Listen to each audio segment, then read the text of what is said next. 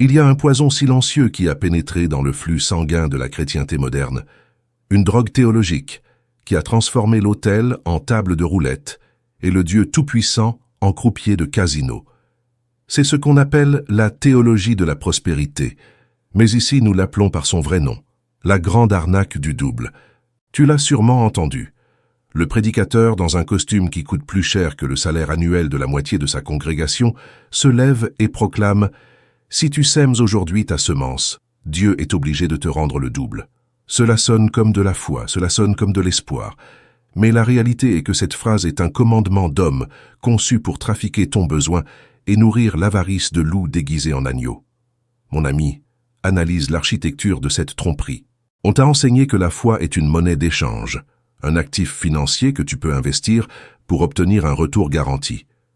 Ils ont transformé la prière en contrat d'investissement et le Saint-Esprit en courtier de Wall Street. Mais il y a un problème fondamental. Jésus n'a jamais signé ce contrat. La Bible n'est pas un manuel d'investissement. C'est un registre de la rédemption des âmes perdues à travers le sacrifice. En acceptant l'idée du double, tu as cessé d'adorer le Créateur pour adorer le cadeau. Tu as transformé ta relation avec Dieu en une transaction commerciale froide, où la seule chose qui compte est combien tu mets dans l'enveloppe pour voir combien tombe du ciel. Cette théologie est l'épitome du commandement humain.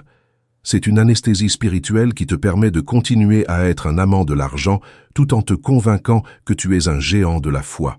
Le système est conçu pour que tu te sentes coupable si tu ne reçois pas le double. Si le chèque n'arrive pas, le loup dit toujours « tu as manqué de foi ». C'est un cercle vicieux de culpabilité et d'exploitation. Le pasteur ne perd jamais, le système s'alimente toujours, et toi tu restes avec l'âme vide et le compte bancaire dans le rouge. Aujourd'hui, le scalpel tranche la première couche de ce mensonge. Le Dieu qu'on t'a présenté est une idole de boue fabriquée par des marchands du temple qui utilisent le nom de Christ pour valider leur propre cupidité. Pourquoi ce marketing fonctionne-t-il? Parce qu'il fait appel à notre instinct le plus basique, le désir de sécurité matérielle, sans le coût de l'obéissance spirituelle. On nous vend un Dieu qui est un serviteur de nos caprices, un génie de la lampe qui répond au signal de l'argent. Mais le Dieu de la Bible n'est pas un serviteur. Il est le Seigneur. Il ne réagit pas à tes offrandes. Il exige ta vie. La semence de foi n'est pas un dépôt bancaire, c'est une vie rendue. Si ta motivation pour donner est de recevoir le double, ton offrande est contaminée dès la racine. Ce n'est pas un acte d'adoration, c'est un acte de corruption. Et Dieu ne peut pas être corrompu. Dans le royaume des cieux, la valeur d'une offrande ne se mesure pas par ce que tu mets dans le plat, mais par le cœur que tu laisses sur l'autel. Si ton cœur cherche le double, ton cœur n'est pas avec Dieu, il est avec Mammon. Sors de ce casino avant de perdre la seule chose qui compte vraiment, ton salut. L'argument favori des trafiquants d'espoir est le livre de Job. Il s'approche de la fin de l'histoire et cite Job 42, 10. « Et l'Éternel lui rendit le double de tout ce qu'il avait possédé. » Avec un culot absolu, ils te disent que c'est le modèle divin. Si tu perds, Dieu te doit le double. Mais ce qu'ils ne te disent pas, c'est le contexte des cendres, la douleur du silence divin et la souveraineté absolue que Job a dû reconnaître avant de voir une quelconque restauration. Job n'a pas reçu le double parce qu'il a pactisé avec Dieu. Il a reçu le double parce que Dieu, dans sa libre volonté, a décidé de le restaurer pour démontrer sa gloire, au-dessus des accusations de Satan. L'erreur de comparer ta situation à celle de Job comme s'il s'agissait d'une formule mathématique est une insulte à la souveraineté de Dieu. Dieu n'est pas un débiteur. Il ne te doit rien. Il n'attend pas que tu fasses un mouvement pour qu'il doive réagir. Job était un homme brisé qui en est venu à dire « Voici, il me tuera, je n'ai rien à espérer ». C'est cette foi que l'Église moderne ne veut pas t'enseigner, car cette foi ne génère pas d'offrande millionnaire. La foi de Job est une foi prête à mourir dans la cendre sans rien recevoir en retour. La théologie du double, en revanche, est une foi de convenance qui ne fonctionne que si le bilan final est positif. Qu'en est-il des milliers de chrétiens qui meurent aujourd'hui pour leur foi dans les prisons de Corée du Nord? Où est leur double? N'avaient-ils pas de foi? La promesse du double est une gifle au visage des martyrs. C'est une théologie pour des gens confortables qui veulent le ciel sur terre. et un Dieu qui soit leur assistant personnel. La restauration de Job fut un acte de grâce, non un paiement pour service. Si tu attends que Dieu te paie pour ta souffrance, tu ne cherches pas Dieu, tu cherches une assurance d'indemnisation céleste. Le scalpel coupe profondément. Soit tu aimes Dieu pour qui il est, soit tu l'aimes pour ce qu'il a dans la main. Et si tu l'aimes pour ce qu'il a dans la main, ce que tu adores, c'est l'argent. Job n'a jamais su qu'il recevrait le double alors qu'il était au milieu de l'épreuve. Son adoration était pure parce qu'il n'avait pas d'incitation matérielle. Ce que les prédicateurs modernes font, c'est te donner l'incitation d'abord pour que tu adores après. Ce n'est pas de l'adoration, c'est du marketing. Le Dieu de Job est le Dieu qui donne et le Dieu qui ôte. Peux-tu bénir son nom quand il ôte, ou seulement quand il double? Si ta foi s'effondre quand le double n'arrive pas, alors ta foi n'a jamais été posée sur le roc, mais sur l'or. Job a dû voir Dieu. Maintenant mon œil te voit, avant de recevoir quoi que ce soit de matériel. La rencontre avec la sainteté de Dieu a fait que Job s'est tu en horreur et s'est repenti dans la poussière et la cendre. C'est seulement après cette repentance radicale que Dieu a apporté la restauration. Mais les loups sautent la repentance et passent directement au chèque. Ne te laisse pas tromper. La restauration de Job n'est pas une garantie pour ton avarice, c'est une leçon sur la souveraineté de celui qui ne rend de compte à personne. S'il y a un verset qui a été violé par les loups de la prospérité, c'est Marc 10, 29, 30.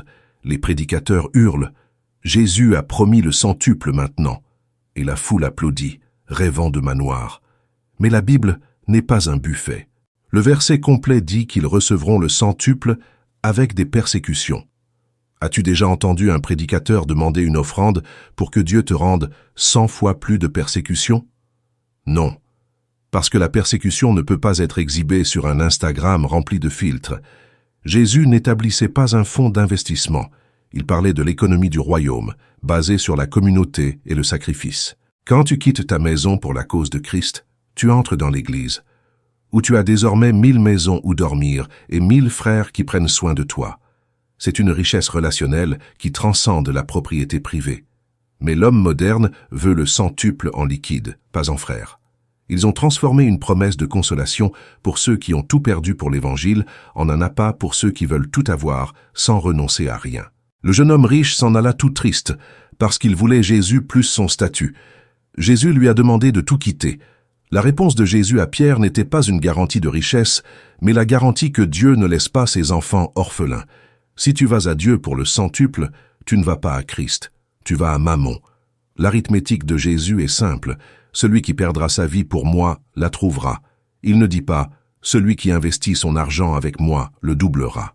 L'Église moderne t'a vendu un Christ qui est un génie de la lampe, mais le Christ de la Bible est un roi qui exige ta vie entière. La promesse de Jésus est qu'il est suffisant, même si le monde te retire tout. Le centuple spirituel, c'est de voir la gloire de Dieu sur la face de Jésus-Christ, quelque chose qu'aucun billet ne peut acheter. Les prédicateurs omettent les persécutions parce que leur évangile est un évangile de cristal qui se brise au premier signe de difficulté. Pourquoi Pierre a-t-il posé cette question? Parce qu'ils avaient réellement tout quitté. Ils ne donnaient pas de leur surplus pour recevoir plus. Ils livraient leur existence. Le centuple est la provision divine pour le chemin de la croix, non pour le chemin du confort.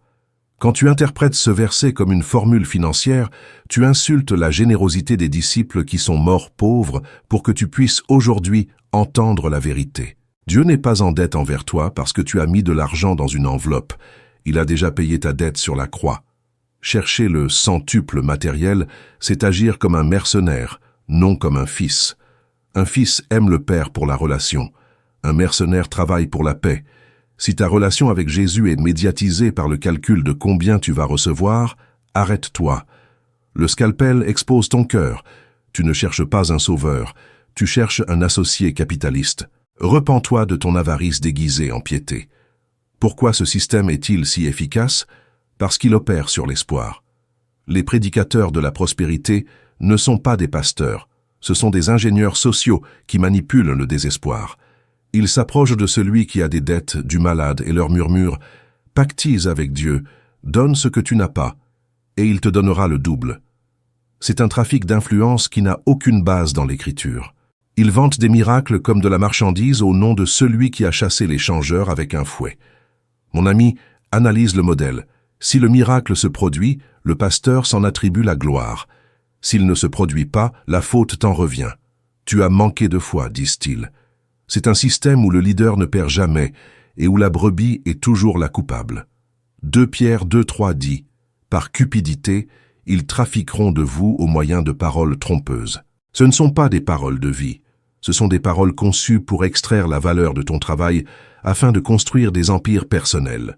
Ces hommes ont transformé l'autel en guichet de paiement. Ils ont remplacé le sang de Christ par le papier-monnaie. Ils ont convaincu des millions que la faveur de Dieu peut s'acheter avec une offrande de sacrifice. Mais la faveur de Dieu a déjà été achetée au calvaire. Tenter de pactiser pour obtenir le double est une insulte au sacrifice de Jésus. C'est dire que son sang n'a pas été suffisant et que tu as besoin d'y ajouter tes dollars pour que Dieu se mette enfin en mouvement. C'est un blasphème enveloppé dans un papier cadeau religieux. Sors de ce système. Tu n'es pas une brebis pour eux. Tu es un numéro dans leur rapport de revenus. Dieu n'habite pas dans des temples construits par l'extorsion spirituelle. Le pacte est un terme biblique sacré qui décrit la relation de Dieu avec son peuple, non un accord commercial entre un homme et un télévangéliste. Quand ils te disent de pactiser avec Dieu pour tes finances, ils utilisent une terminologie biblique pour commettre une fraude spirituelle. Le seul pacte qui compte est la nouvelle alliance dans le sang de Jésus, qui t'offre le pardon des péchés, non la duplication des biens. Comment peux-tu identifier ces loups? Écoute leur message. Combien de temps consacrent-ils à parler de la sainteté, de la repentance et de la croix, par rapport au temps qu'ils consacrent à parler de semences, de récoltes et de prospérité? Les loups se concentrent toujours sur ce que Dieu peut faire pour toi, jamais sur ce que tu dois être pour Dieu. Ils utilisent la Bible comme un manuel de développement personnel financier, ignorant les avertissements contre l'amour de l'argent. Ils s'entourent de luxe et l'appellent « témoignage de la bénédiction », alors que leur congrégation s'enfonce dans les dettes en essayant d'acheter un miracle. Le scalpel tranche le voile.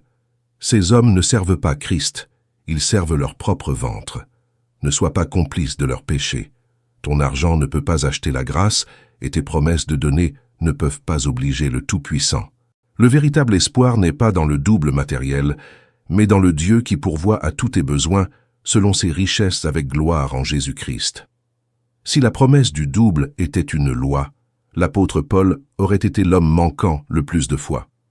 Paul a supplié Dieu par 3 fois d'éloigner de lui une écharde dans la chair. Dieu lui a-t-il donné le double de santé? Non. Dieu lui a donné la réponse que toute la prospérité déteste. Ma grâce te suffit, car ma puissance s'accomplit dans la faiblesse. Dieu ne lui a promis le double de rien.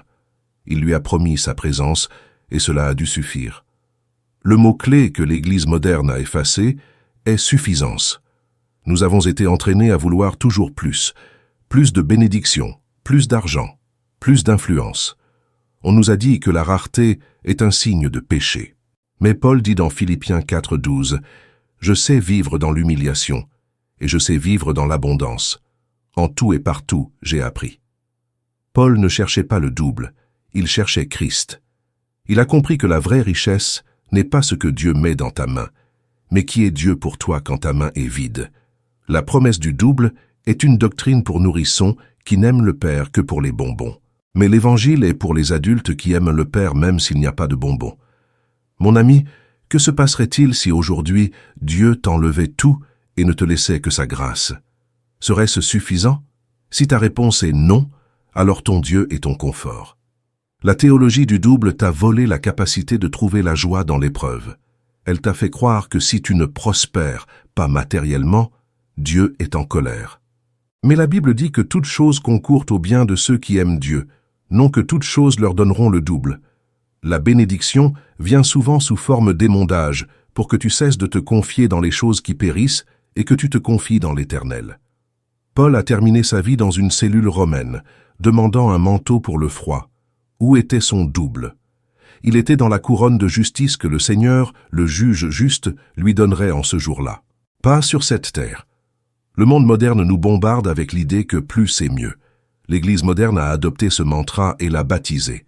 Mais la Bible nous appelle au contentement. C'est, en effet, une grande source de gain que la piété avec le contentement, dit 1 Timothée 6,6. Note que le gain est spirituel, non matériel. Ceux qui veulent s'enrichir, y compris ceux qui veulent le double, tombent dans la tentation et le piège. Le désir d'avoir plus est une racine de tous les maux. La doctrine de la suffisance te libère de la course effrénée spirituelle. Elle te permet de te reposer sur la provision de Dieu aujourd'hui, sans l'anxiété d'avoir besoin du double demain. Si Christ est suffisant pour sauver ton âme de l'enfer, pourquoi n'est-il pas suffisant pour soutenir ta vie sur terre sans besoin de luxe superflu? Le scalpel tranche ta convoitise, cesse de demander le double et commence à remercier pour la grâce. Il y a deux systèmes économiques qui s'affrontent. L'arithmétique de Mammon dit « Si tu donnes un, Dieu te donnera deux ». C'est une logique d'accumulation. L'arithmétique de la croix dit « Celui qui perdra sa vie à cause de moi la trouvera ». À la croix, il n'y a pas de multiplication des biens. Il y a un don total. Jésus n'est pas allé à la croix pour que tu aies le double de luxe. Il y est allé pour que tu aies le pardon que tu ne pouvais pas acheter. La promesse du double est une distraction satanique pour que tu ne vois pas le vrai gain du chrétien, la sainteté. Être rendu conforme à l'image de Christ. Pour que cette image brille, Dieu doit souvent soustraire, pas additionner. Il doit enlever l'orgueil, la confiance en l'argent, les idoles que tu as appelées bénédictions. L'Église moderne t'enseigne à prier pour des greniers pleins, mais la Bible t'enseigne à prier pour une âme remplie de son fruit. Galates 5 ne mentionne pas maison et voiture comme fruit de l'esprit. Il mentionne l'amour, la joie, la paix, des choses qui ne s'achètent pas avec une semence de foi. Mon ami, quand as-tu donné quelque chose pour la dernière fois sans rien attendre en retour? Donner en espérant le double n'est pas de la générosité, c'est un pari. C'est tenter de corrompre la divinité. La véritable arithmétique du royaume est le sacrifice. C'est donner parce qu'il a tout donné en premier. C'est comprendre que nous avons déjà tout en Christ. Si tu restes piégé dans l'arithmétique de Mammon, tu seras toujours esclave de l'anxiété, calculant si ta semence a été suffisante. Mais à la croix, tu es libre, parce que tu sais que la dette a déjà été payée et que ton héritage est éternel. Le monde compte ce qu'il a, le chrétien compte ce qu'il a livré. La multiplication de Dieu se produit dans l'esprit, où un peu de pain dans ses mains nourrit des milliers. Non parce que le pain devient de l'or, mais parce que sa puissance satisfait la faim véritable. Qu'est-ce que tu multiplies réellement dans ta vie? Les prédicateurs du double multiplient l'égoïsme.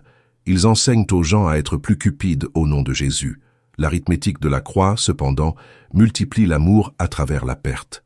Quand tu te dépouilles du matériel pour aider le nécessiteux, tu n'investis pas pour que Dieu te le rende. Tu reflètes simplement le caractère de celui qui, étant riche, s'est fait pauvre pour nous. Le système de Mammon est basé sur la peur de la pénurie. Le système de la croix est basé sur la confiance dans l'abondance de la grâce. Si ta foi a besoin de voir le double pour continuer à faire confiance, ta foi n'est pas la foi, c'est la vue. Et le juste vivra par la foi, non par le solde bancaire. Brise le calcul du mercenaire et embrasse la folie de la croix, où tout perdre est la seule façon de tout gagner. Nous arrivons à la fin de cette dissection. Nous avons exposé la racine de l'avarice, dénoncé les marchands et regardé la croix. Maintenant, une décision te reste. Tu peux continuer à poursuivre la carotte du double, sautant de pacte en pacte, finissant toujours frustré. Ou tu peux construire sur le roc. Tu peux accepter que Dieu ne te doit rien, et que sa grâce est plus que suffisante. Jésus n'a jamais signé cette promesse du double matériel. Ce qu'il a signé de son sang, c'est une nouvelle alliance où nous sont promis le pardon, la vie éternelle et sa présence constante. Il a promis qu'il ne te laisserait jamais, mais il n'a jamais promis qu'il doublerait ton salaire si tu mettais un billet dans l'enveloppe. Cesse de chercher ce que Dieu a dans sa main et cherche son visage. La véritable bénédiction n'est pas d'avoir le double de choses, c'est d'avoir le double de paix, de sainteté et d'amour pour Christ, même quand tu n'as rien. Mon ami, examine-toi aujourd'hui. Si ce message t'a mis en colère, c'est parce que l'avarice est ton idole. S'il t'a donné la paix, c'est parce que l'Esprit te libère d'un fardeau que tu n'as jamais dû porter. Écris dans les commentaires « Christ est ma suffisance ». abonne-toi à Escalpelo dell'Alma. Partage ceci avec ceux qui sont dévorés par les loups. Le temps presse, et seul ce qui est construit sur le roc subsistera. Le monde et ses désirs passent, mais celui qui fait la volonté de Dieu demeure éternellement. N'emporte pas la promesse du double dans la tombe, emporte Christ. Parce qu'au jour final, on ne te demandera pas combien tu as réussi à multiplier sur ton compte, mais combien de Christ s'est formé en toi. L'illusion du double tombera avec le système de ce monde, mais la vérité de la parole de Dieu restera ferme. Quelle est la fin de l'illusion? C'est le moment où tu te rends compte que tu as poursuivi des ombres alors que la lumière était devant toi. La théologie du double est un mirage dans le désert qui ne fait qu'augmenter ta soif de choses matérielles alors que ton âme se dessèche. Aujourd'hui, le scalpel t'offre l'eau de la vie. Cesse d'essayer d'utiliser Dieu comme un moyen pour atteindre tes fins terrestres. Laisse Dieu être la fin en soi. Quand Christ est ton trésor, le double de ce monde semble être de la boue en comparaison avec l'excellence de la connaissance de sa gloire. Sors des sables mouvants de la prospérité fictive et pose tes pieds sur la terre solide de l'évangile éternel. La véritable prospérité est l'âme qui est en paix avec son Créateur, quel que soit le solde de son compte bancaire. Construis sur le roc, et que Christ soit ton tout.